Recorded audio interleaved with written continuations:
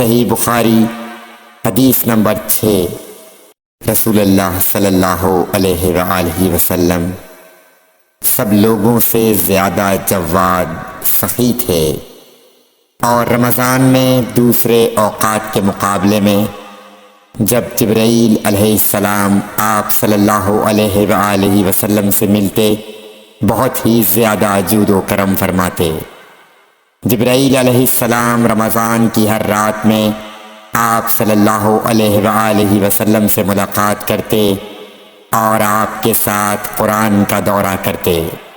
غرض حضرت صلی اللہ علیہ وآلہ وسلم لوگوں کو بھلائی پہنچانے میں بارش لانے والی ہوا سے بھی زیادہ جود و کرم فرمایا کرتے تھے۔ صحیح بخاری حدیث نمبر 7۔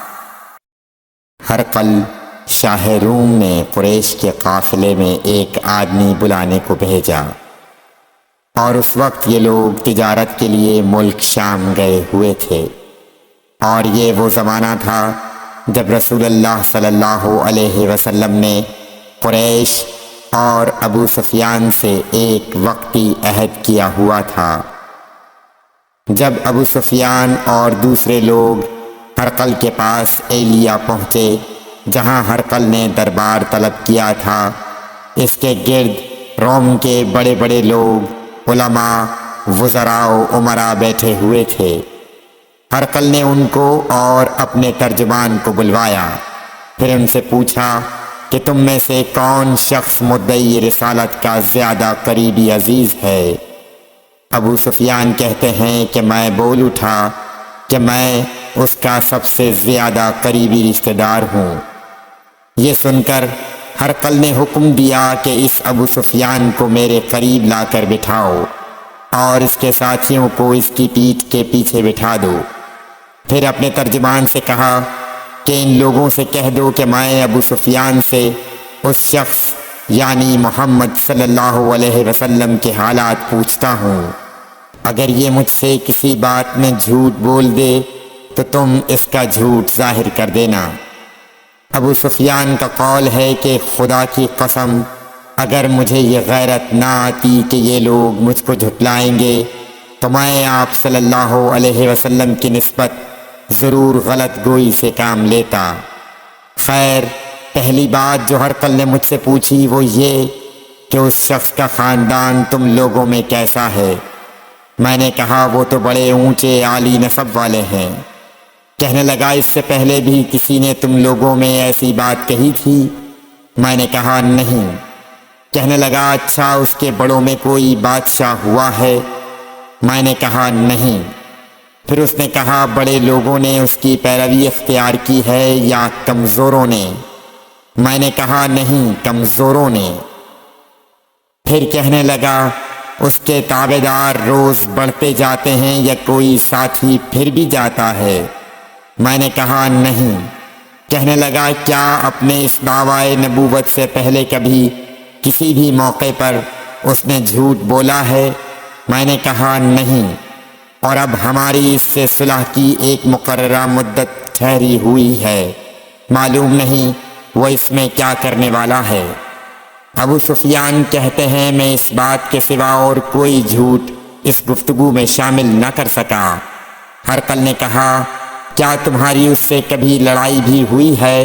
ہم نے کہا کہ ہاں۔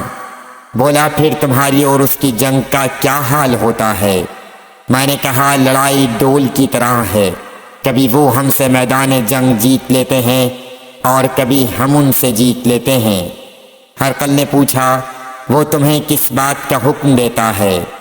میں نے کہا وہ کہتا ہے کہ صرف ایک اللہ ہی کی عبادت کرو، اس کا کسی کو شریک نہ بناؤ، اور اپنے باپ دادا کی شرک کی باتیں چھوڑ دو، اور ہمیں نماز پڑھنے، سچ بولنے، پرہیزگاری اور صلہ رحمی کا حکم دیتا ہے۔ یہ سب سن کر پھر ہرقل نے اپنے ترجمان سے کہا کہ ابو سفیان سے کہہ دے کہ میں نے تم سے اس کا نسب پوچھا تو تم نے کہا کہ وہ ہم سے عالی نسب ہے، اور پیغمبر اپنی قوم میں عالی نسب ہی بھیجے جایا کرتے ہیں۔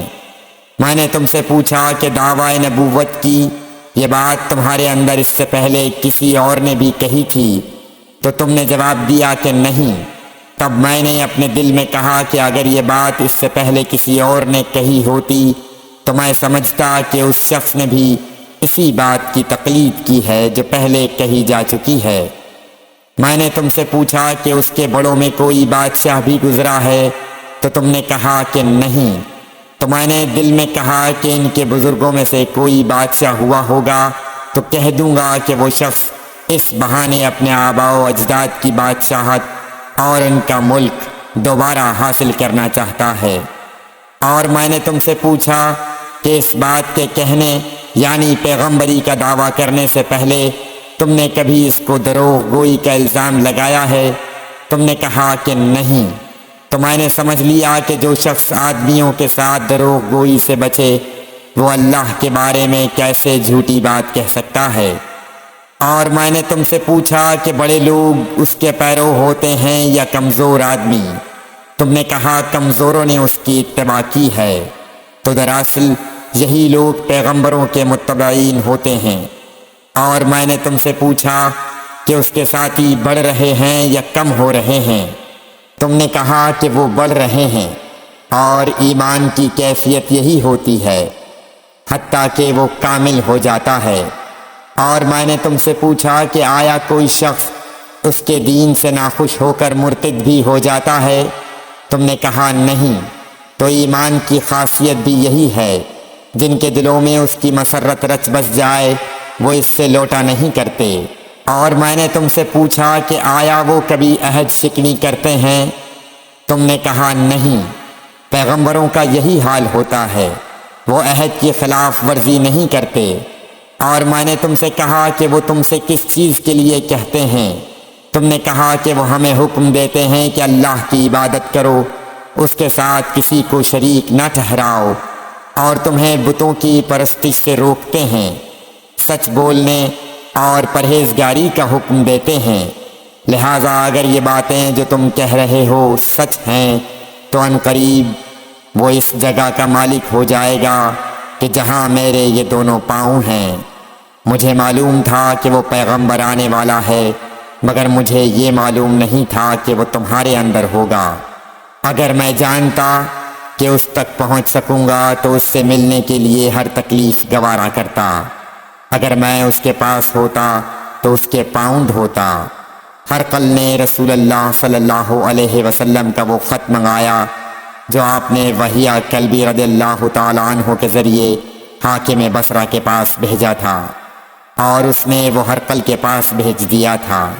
پھر اس کو پڑھا تو اس میں لکھا تھا، اللہ کے نام کے ساتھ جو نہایت مہربان اور رحم والا ہے۔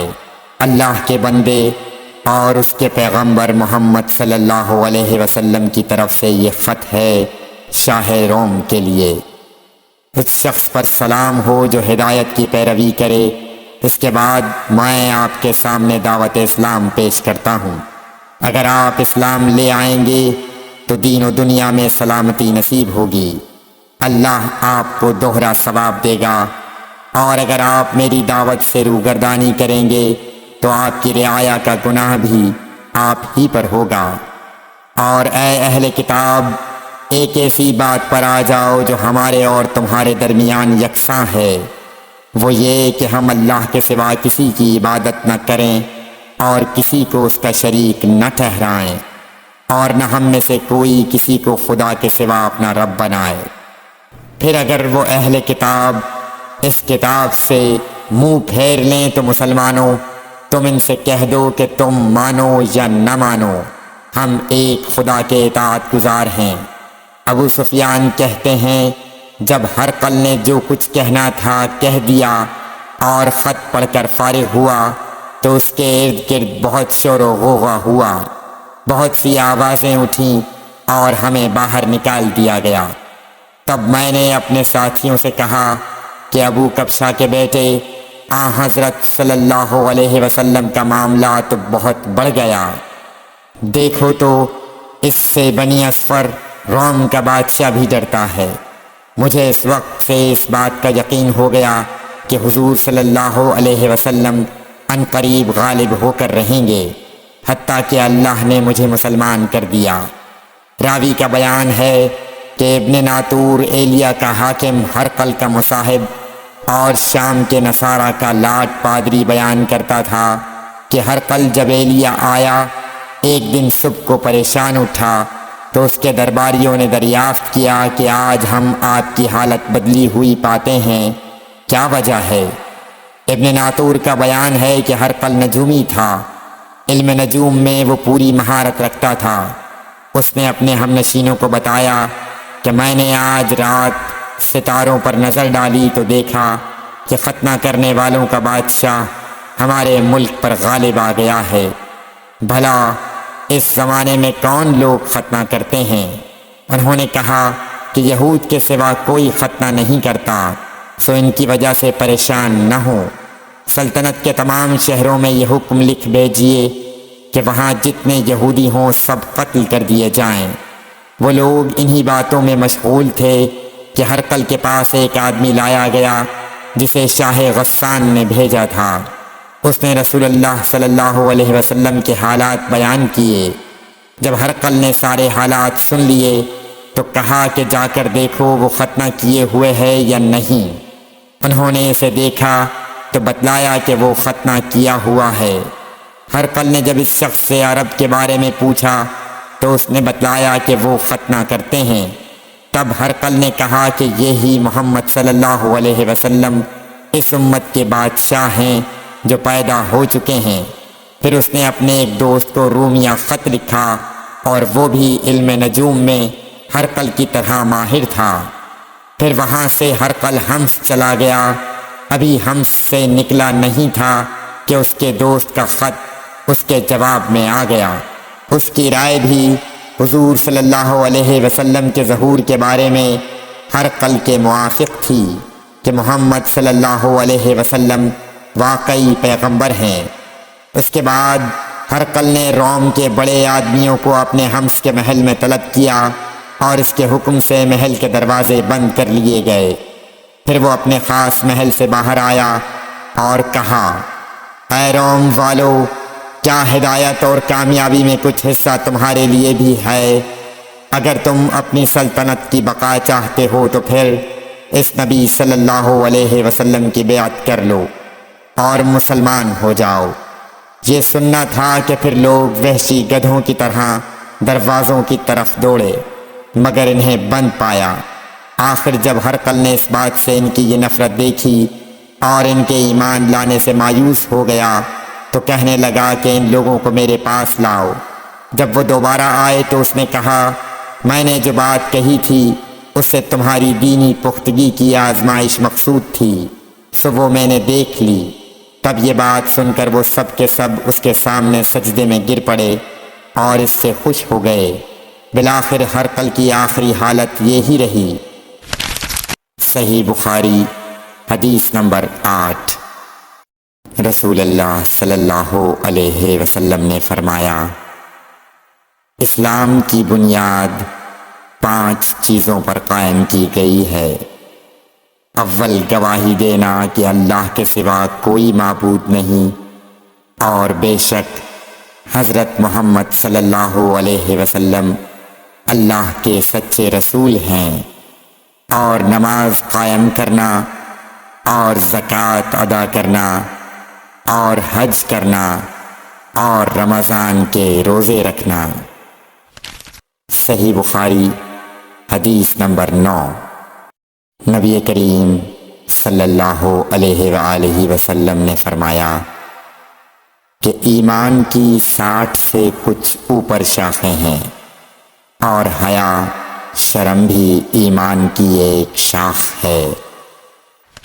صحیح بخاری حدیث نمبر 10۔ حضرت محمد مصطفیٰ صلی اللہ علیہ وآلہ وسلم نے فرمایا، مسلمان وہ ہے جس کی زبان اور ہاتھ سے مسلمان بچے رہیں، اور مہاجر وہ ہے جو ان کاموں کو چھوڑ دے جن سے اللہ نے منع فرمایا۔